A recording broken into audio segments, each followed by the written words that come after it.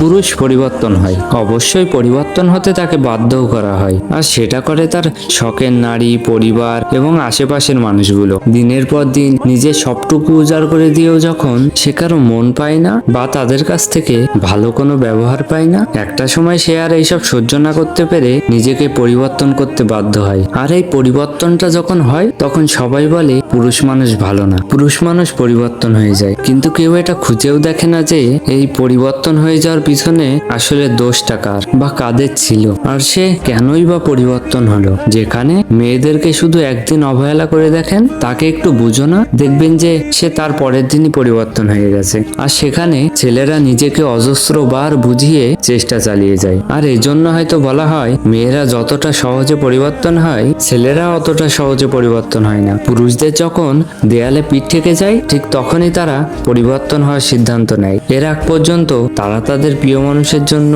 নিজেকে ঠিক ওইভাবে রাখতে পছন্দ করে।